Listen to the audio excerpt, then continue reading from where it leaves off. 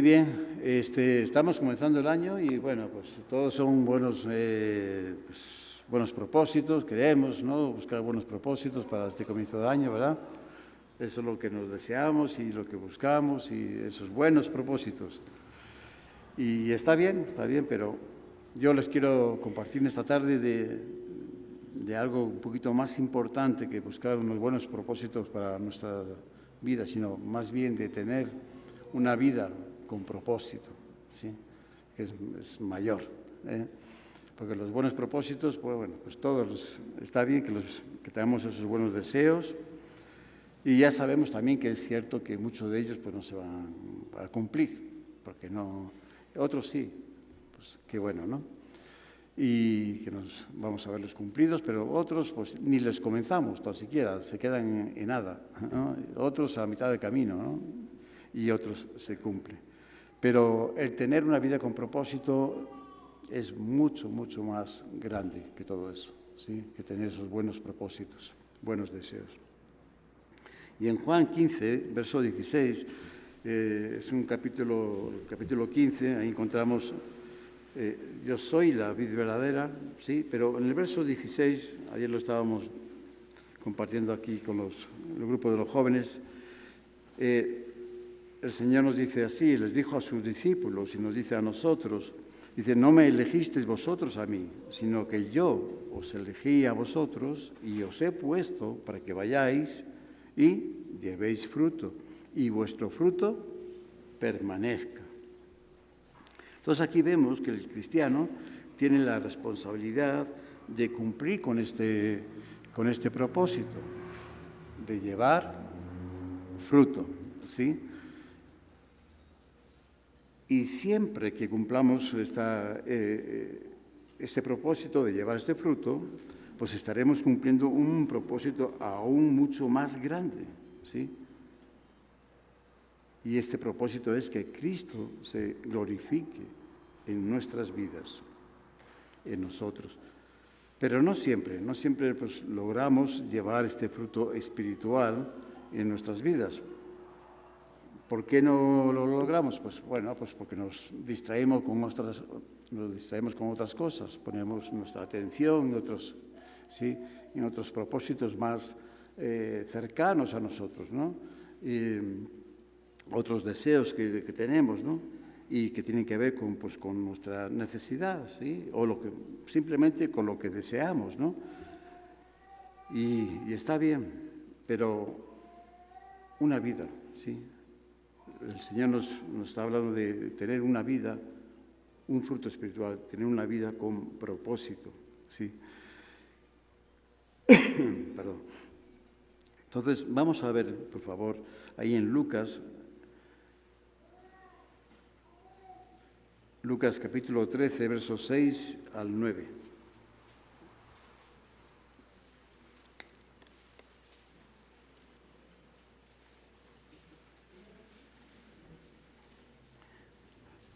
Lucas, capítulo 13, 6 al verso 9.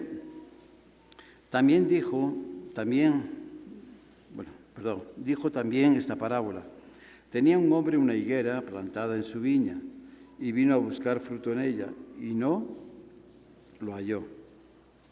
Y dijo al viñador, he aquí, hace 3 años que vengo a buscar fruto en esta higuera y no la hallo. Córtala. ¿Para qué inutiliza también la tierra? Él entonces respondió, le dijo, Señor, déjala todavía este año hasta que yo cabe alrededor de ella y la abone. Y si diere fruto, pues bien, y si no, la cortarás después. Bueno, aquí hablando de tener ese fruto, ¿no? De esa responsabilidad que tenemos los cristianos de llevar ese fruto.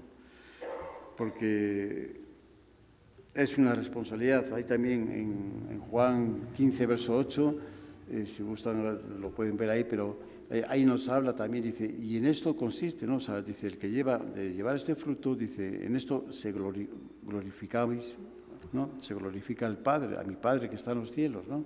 En que lleven fruto, ¿sí? En que lleven fruto. Y no solamente dice, lo más importante, glorificar, dice, a mi Padre que está en los cielos. Y en esto también seréis mis discípulos. O sea, en esto vamos a ver, los demás van a conocer de que realmente, ¿sí?, que somos vidas cambiadas, transformadas por el poder de Dios, que vivimos una nueva vida en Cristo, ¿sí?, y que nuestra nueva vida en Cristo tiene como propósito glorificar al Padre, ¿sí?, glorificar a Dios y ser discípulos de Cristo, ¿sí?, ser cristianos, pero no cristianos de una denominación, no, ser cristianos, ¿sí?, de Cristo, ¿sí?, ser personas cristianos de corazón, ¿no? Bueno, pero lo que estamos viendo es un poquito que a veces, pues no, como en este ejemplo, ¿no?, de esta parábola, fue a buscar, ¿no?, este fruto y no lo halló, y no está ese fruto, ¿no?, en esta higuera. Bien, vamos a la higuera. La higuera estaba plantada en su viña, ¿no? Y esto es muy significativo porque ya que la palabra de Dios nos enseña que esta viña representa a la casa de Israel. En Isaías, capítulo 5, verso 7, dice así, yo solo puedo leer: ciertamente la viña de Jehová de los ejércitos es la casa de Israel, y los hombres de Judá, planta deliciosa suya. Entonces la higuera, por lo tanto, pertenece al Señor. Y el lugar donde está plantada es en la perfecta voluntad de Dios. Y con un propósito, ¿no?, con el propósito de dar el fruto deseado, ese fruto que es agradable, ¿no? Agradable, ¿a quién tiene que ser agradable? Al Señor de la viña, ¿no?, al dueño de la viña, ¿sí? Entonces, ese es el fruto, ese es el propósito que tenemos los cristianos, ¿sí?, de dar ese fruto agradable a Dios. Bueno, un ejemplo. En el libro de Jueces, ahí vemos una enseñanza donde Jotán, el hijo menor de Jeroboam, que este muchacho, este joven, sobrevino a una matanza tremenda de 70 varones de su casa. Fueron pasados muertos, ¿sí?, por la mano de Abimelech. Bueno, ahora lo vamos a ver ahí, ¿no? En Jueces, capítulo 9, versos 7 al 18, por favor.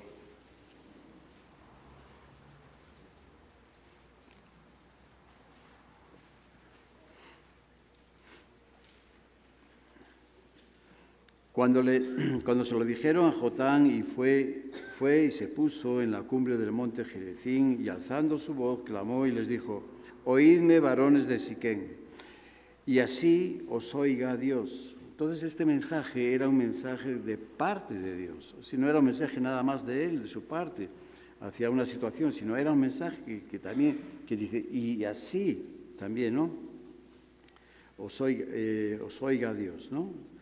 O sea, es de parte de Dios. Bueno, verso 8. Fueron una vez de los árboles a elegir rey, es una parábola, ¿no? Fueron una vez los árboles a elegir rey sobre sí, y dijeron al olivo: reina sobre nosotros. Mas el olivo respondió: he de dejar mi aceite, con el cual en mí se honra a Dios y a los hombres, para ir a ser grande sobre los árboles. Dijeron los árboles a la higuera: anda tú, reina sobre nosotros. Y respondió la higuera: he de dejar mi dulzura y mi buen fruto para ir a ser grande sobre los árboles.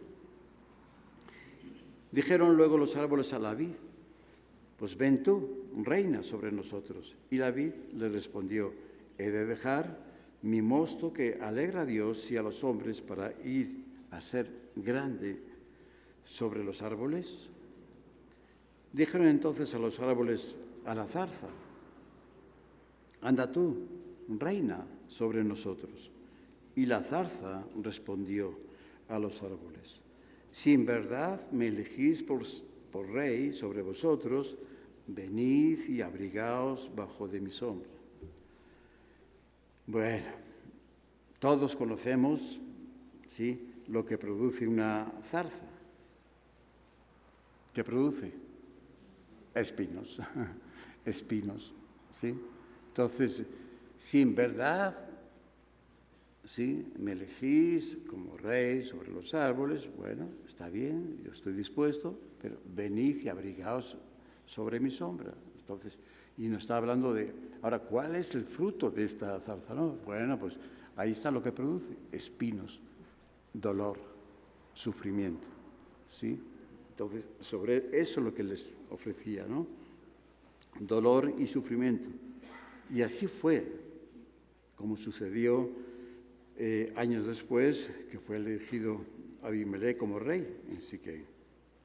Este hombre era un hombre tremendamente egoísta, un hombre que se había propuesto en su corazón estar ahí, ser el rey, aunque no le correspondía, ¿sí?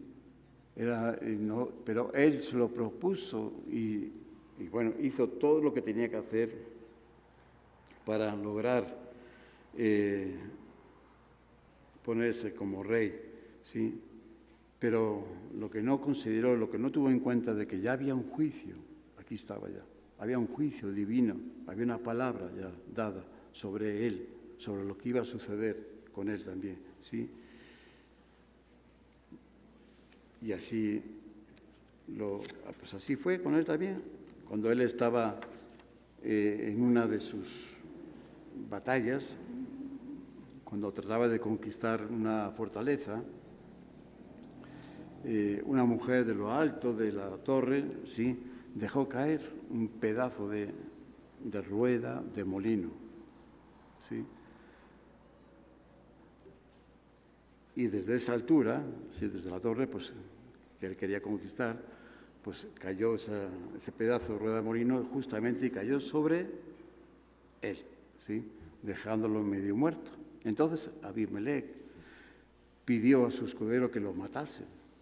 Dice, para que no se diga que una mujer me mató, ¿sí? Ese fue su destino. Pero regresemos a los ejemplos, a los primeros 3 ejemplos, no el de la zarza.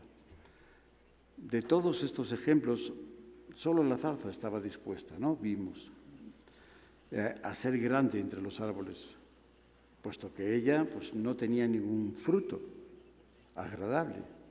Entonces, no tenía ningún propósito. No había propósito. Entonces, bueno, pues no había nada que reconsiderar. Era una buena oportunidad, ¿sí? Pero el olivo, tanto el olivo como la higuera y la vid, tenían un propósito. Ellos tenían un propósito, ¿sí? Y era un propósito más grande que el de ser rey o ser grande entre los árboles, ¿sí?, ser reconocidos por otros, ¿sí? Su propósito, ellos le daban más valor a su propósito. Tener una vida con propósito es mucho más grande que ser reconocidos por otros o ser grandes entre otros, entre los demás. Lamentablemente, pues nuestro cuerpo, nuestra naturaleza humana va en busca de esas cosas, ¿sí? Va en busca de esas cosas. El querer estar ahí, tener ese protagonismo, ser reconocidos por otros, tener, en fin, ¿no? Tener ese bienestar, en fin, tener todo lo que vemos en los demás, también lo deseamos para nosotros, ¿sí?, pensando que eso es lo mejor. Y no es lo mejor. Lo mejor es tener una vida con propósito, ¿sí? Eso es lo mejor. Y ellos lo estaban manifestando. Ellos lo tenían bien claro, ¿no? La higuera, como en el caso del olivo, su propósito era honrar a Dios y a los hombres con su fruto. La higuera, dar un fruto dulce, agradable. Y la vid, alegrar a Dios y a los hombres.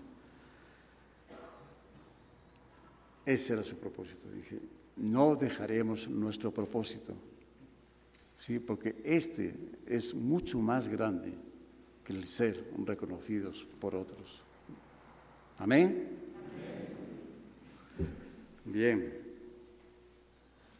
La higuera como la vid son dos árboles con un fruto pues muy apreciado por las personas, sobre todo en los tiempos bíblicos. Pues ahí se acostumbraba a tener cerca de sus casas pues un lugar, ¿no? Un lugar destinado para un pequeño viñedo, para donde ellos pues tenían sus vides, ¿sí? Y el que tenía posibilidades, pues también dentro de ese viñedo, pues tenía también una higuera, ¿sí? Una higuera. Pues tener estas dos cosas era bien importante, les daba una situación a la familia de bienestar también, ¿no? Isaías 5, verso 1 al 4, por favor. Vamos a verlo.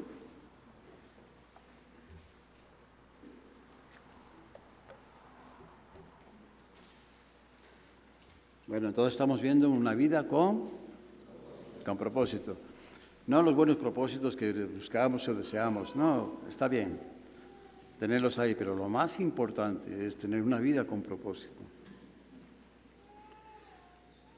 Isaías 5, verso 1 y 4.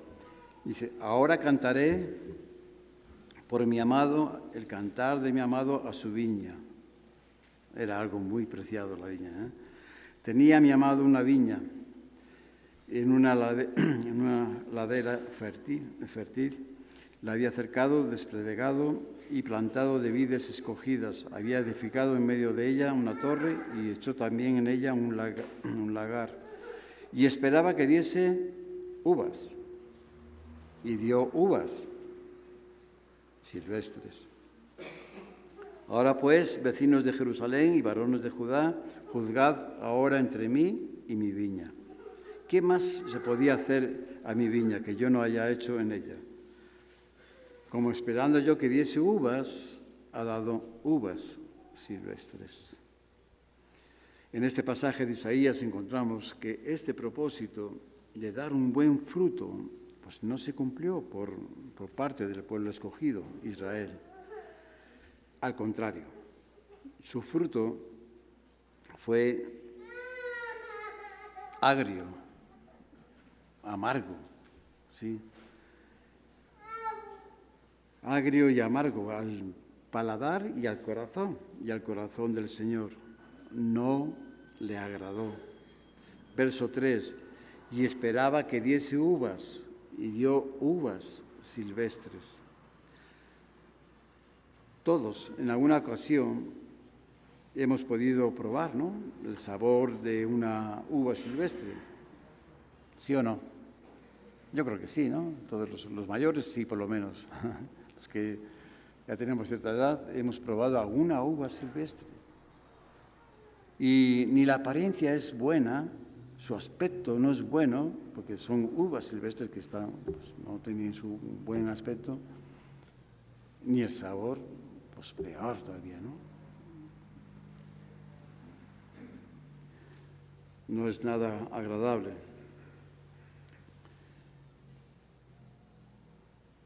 Dice el verso 4, dice, ¿qué más se podía hacer a mi viña que yo no haya hecho en ella? Israel tuvo todo, como hemos visto ahí en ese pasaje, ¿no? Todo lo necesario para cumplir con este propósito, de dar un buen fruto. Tenía el amor, tenía los cuidados, tenía la protección, tenía la paciencia, tenía la bondad del Señor de la viña. Y no. ¿Qué más podía hacer yo? Dice el Señor, ¿no? Bueno. Esta enseñanza queda también para nosotros, que vivimos en la gracia de Dios. La pregunta es, ¿qué fruto espiritual estamos dando en nuestras vidas al Señor? ¿Es un fruto agradable o, por lo contrario, será un fruto desagradable? En la Escritura vemos dos tipos de ofrendas o frutos espirituales. en la vida del hombre. Por ejemplo, si nos vamos al principio, en Génesis capítulo 4, verso 3 al 7,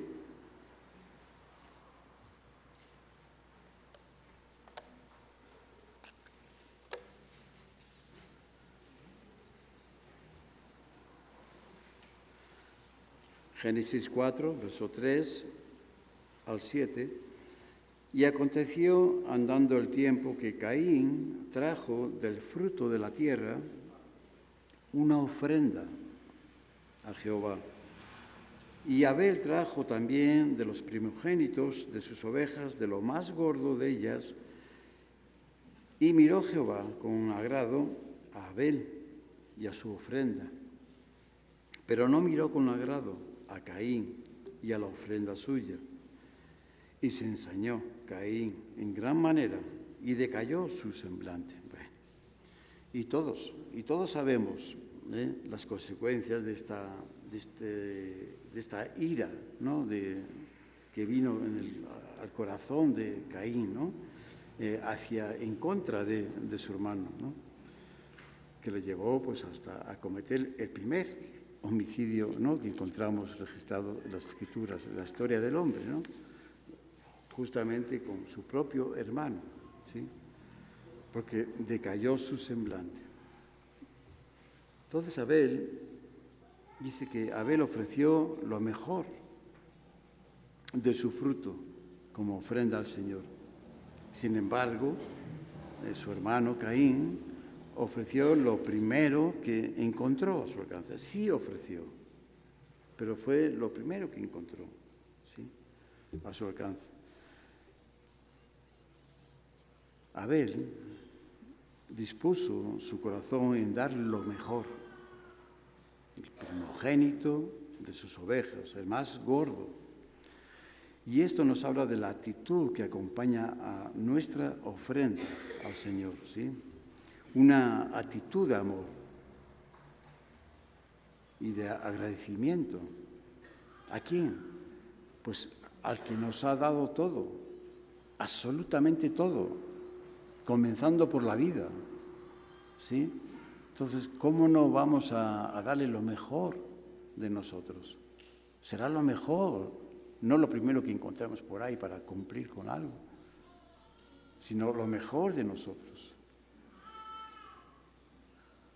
En el segundo caso, Caín, pues no vemos esta disposición, ¿verdad?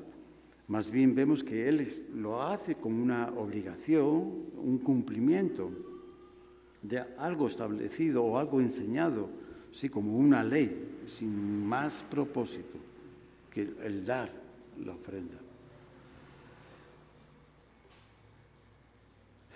El efecto final es lo que va a marcar la diferencia, lo que hacemos y por qué lo hacemos también, ¿sí? El efecto final, el agrado o el desagrado, ¿sí?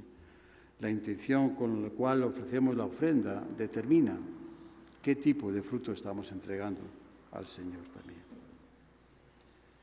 Dice que, y miró el Señor, Jehová, con agrado a Abel. Fíjense que es bien interesante, ahora vamos a verlo, pero no dice que miró la ofrenda. Esto es bien importante. O sea, no dice que miró la ofrenda de Abel. Él miró a Abel. Él miró su corazón. O sea, la ofrenda pasó a segundo término. O sea, no, ¿sí? Lo importante, lo que era importante, lo que es importante para Dios es nuestro corazón, que con qué actitud estamos presentando nuestra ofrenda al Señor, ¿sí? Amén.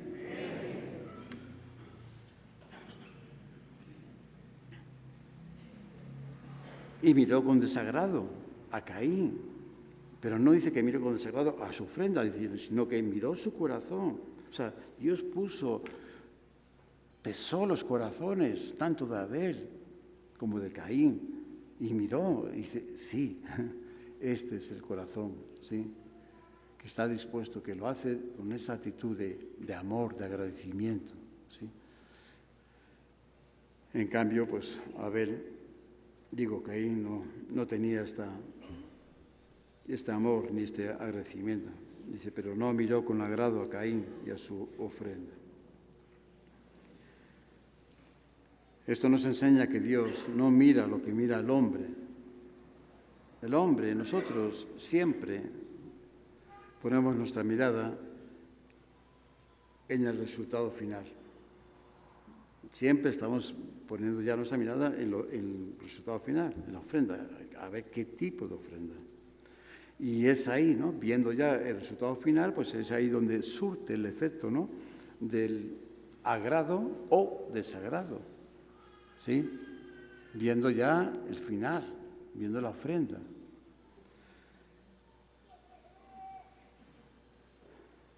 Algunos ejemplos. Ahora que vemos, ¿no? Por ejemplo, ¿no? En cumpleaños o en Navidades, ¿sí?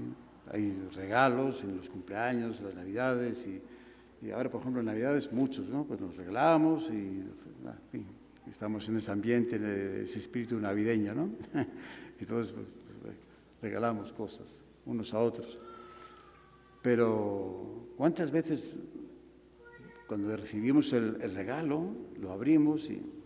¡ay, caray! Y se nos queda en la cara y dice, pues bueno, dice, pues muchas gracias y tal, pero... Qué bien que te acordaste, qué bien, ¿no? Qué detalle y todo lo demás, ¿no? Pero el regalo como que... Porque no es lo que esperamos. Sencillamente no es lo que esperamos. Entonces, ahí es donde surte el efecto, ¿no? Del agrado o desagrado.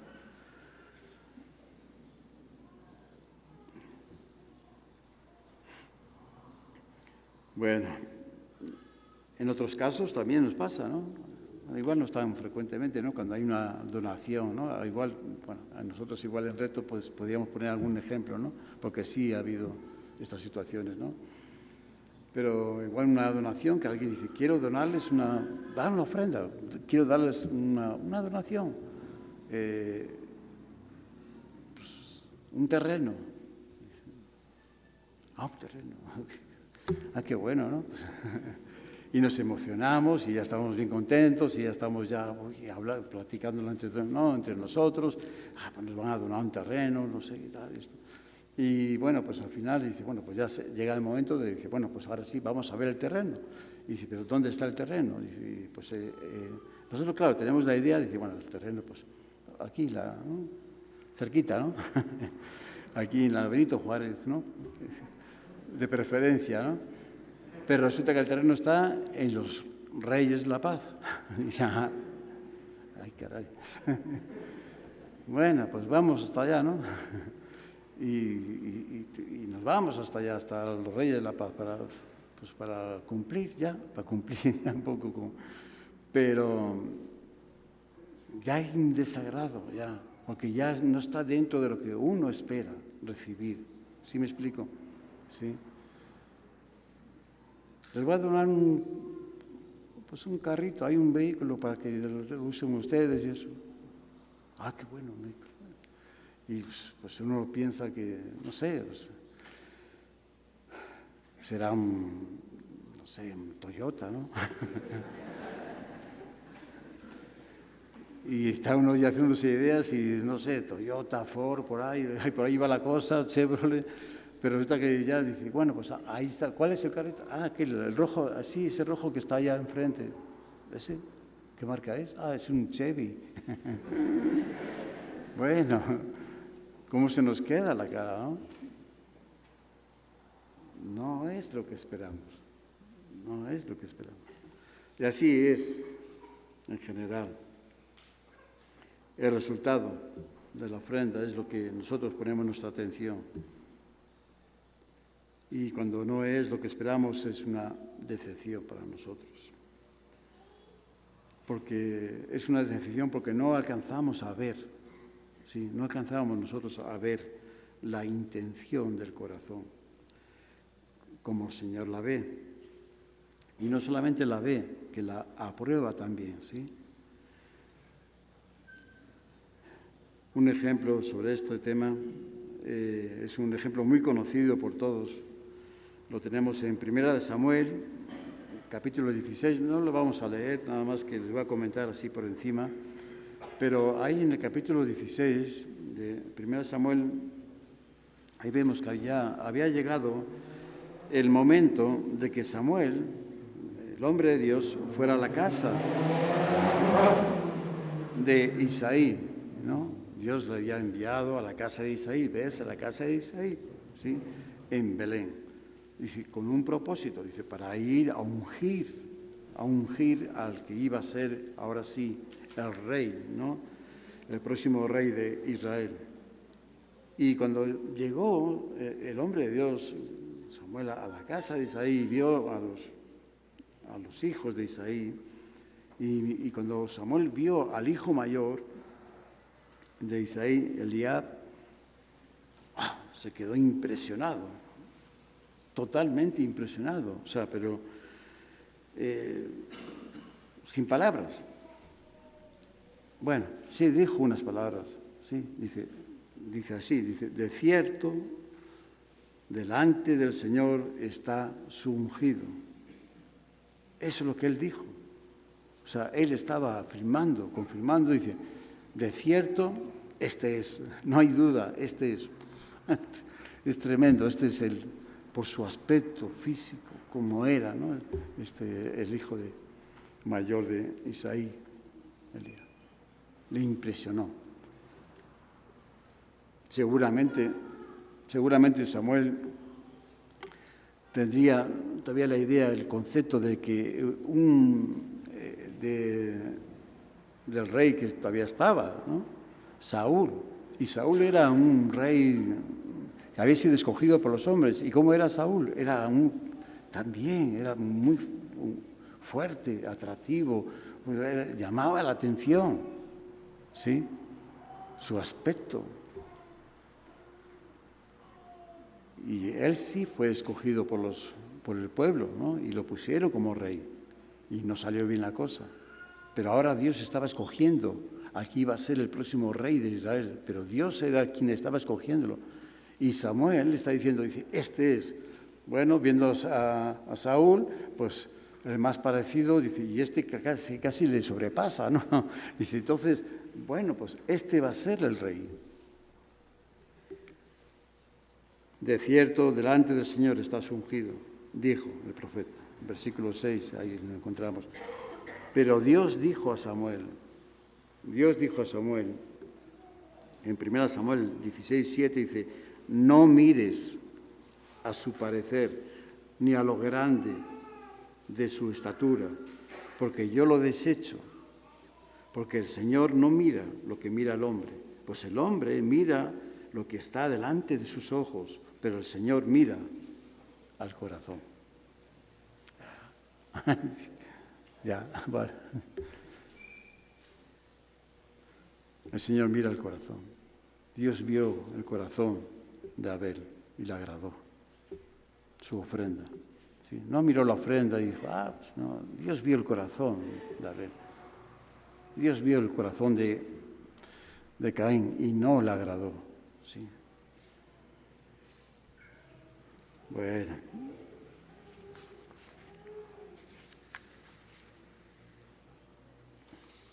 Dios tenía en mente un hombre diferente para ungirlo como rey de Israel.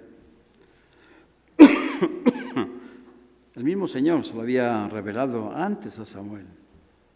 Le había dicho en 1 Samuel 13, verso 14, dice que que el Señor mismo estaba buscando a un hombre según el corazón de Dios.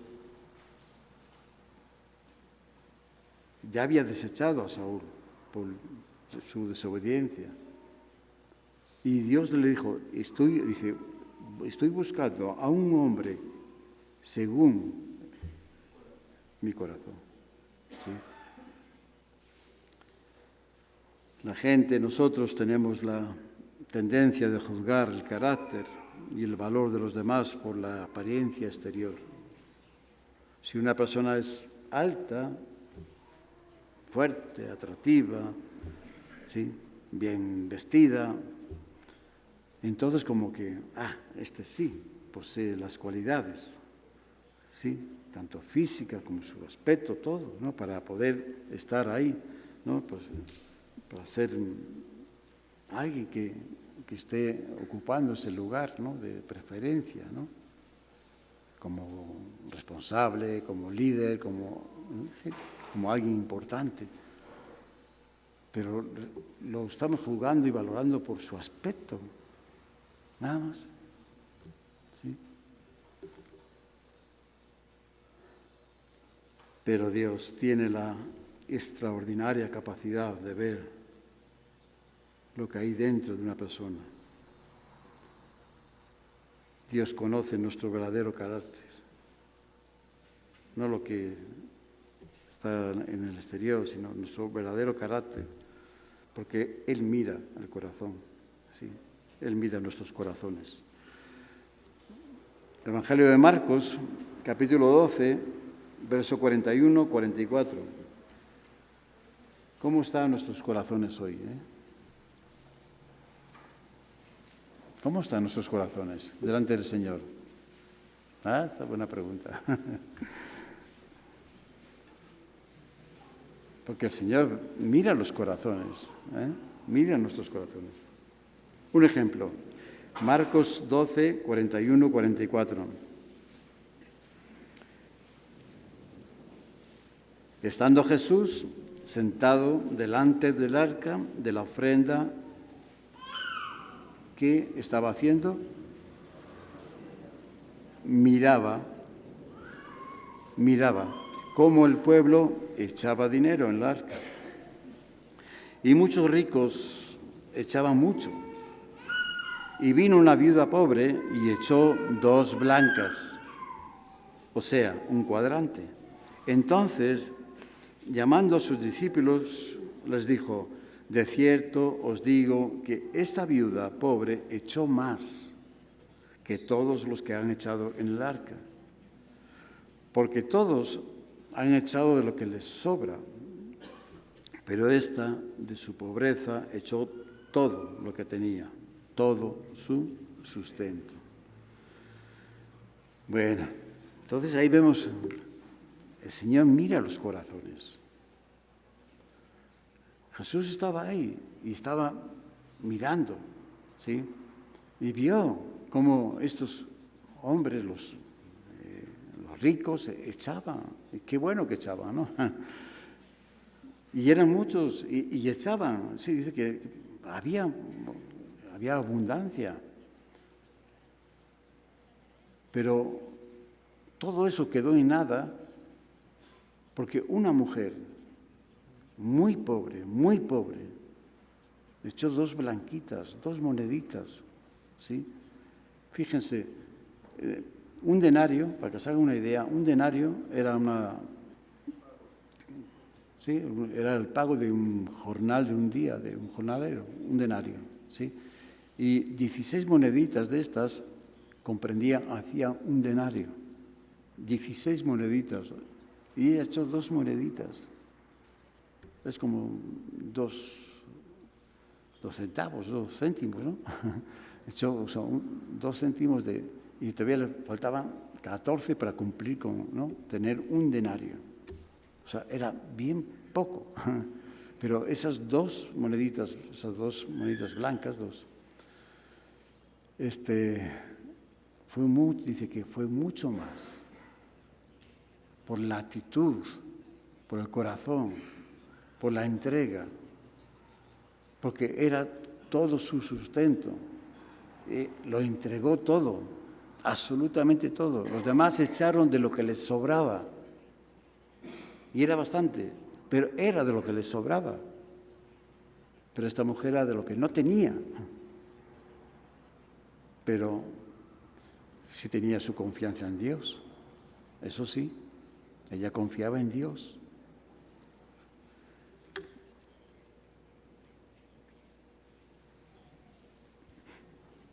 Pero esta de su pobreza echó todo lo que tenía, todo su sustento.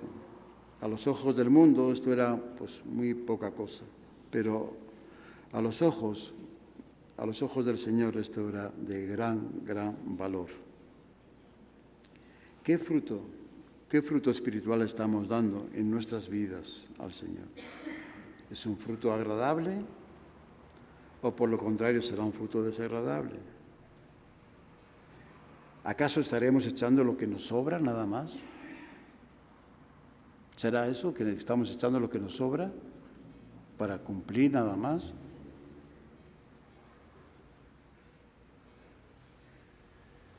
¿O será todo lo que tenemos sin reservas? ¿Sí? Porque ahí va a marcar la diferencia, ¿eh? Nuestra actitud, nuestro corazón, no lo que pongamos ahí, sino cómo lo entregamos, con qué disposición lo entregamos. ¿Sí? Efesios, ya estamos terminando, ¿eh? Efesios 5, verso 1 al 2.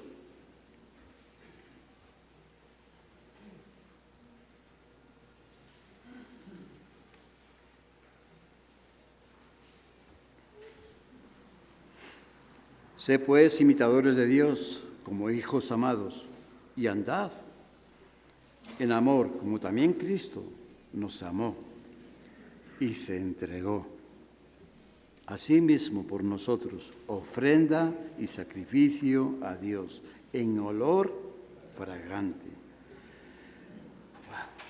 Ahí tenemos el ejemplo, el más grande, el sublime, ¿no? El de nuestro Señor Jesucristo, ¿no? Que por amor, dice, que se entregó a sí mismo por nosotros como ofrenda y sacrificio a Dios. El Señor nos dejó ejemplo en todo para que pudiésemos seguirlo y de esta forma lograr ese fruto espiritual que ofrecemos como ofrenda a Dios Padre. Y que ese fruto sea un olor grato a Él. Jesús, el Señor, nos abrió un camino, ¿sí? Un camino hacia el trono de gracia, donde podemos entrar confiadamente por medio de este sacrificio vivo, como ofrenda agradable a Dios Padre. Hebreos 13, verso 12 al 15. Por lo cual también Jesús, para santificar al pueblo mediante su propia sangre, padeció fuera de la puerta. Salgamos pues a Él, sigamos pues su ejemplo, fuera del campamento, llevando su vituperio, porque no tenemos aquí ciudad permanente, sino que buscamos la porvenir. Así que, ahí está, ¿no? Ofrezcamos siempre a Dios por medio de Él, siempre por medio de Él, porque Él es el que nos abrió este camino, ¿sí? Con su ofrenda, dolor grato al Padre, por medio de Él, sacrificio de alabanza, es decir, fruto de labios que confiesan su nombre. Frutos de labios que confiesan su nombre. Entonces, salgamos pues a Él, sigamos su ejemplo, llevando su vida y padecimiento, dispuestos a ofrecer sacrificios de alabanza a su nombre, ¿sí? Al que es sobre todo nombre. Amén. El apóstol Pablo lo entendió perfectamente. Él mismo estaba dispuesto y lo hizo y nos dejó testimonio también de que claro que hay que salir con Él, claro que hay que seguir su ejemplo, ¿sí? Claro que hay que estar dispuestos también a ofrecernos nosotros mismos como una ofrenda viva. Esa es la que le agrada a Dios Padre y lo podemos hacer. En Romanos 12, verso 1. Así que, hermanos, os ruego por las misericordias de Dios que presentéis vuestros cuerpos en sacrificio vivo, santo, agradable a Dios, que este es vuestro culto racional. Dice, este es el culto, este es realmente lo que a Dios le agrada. ¿Sí?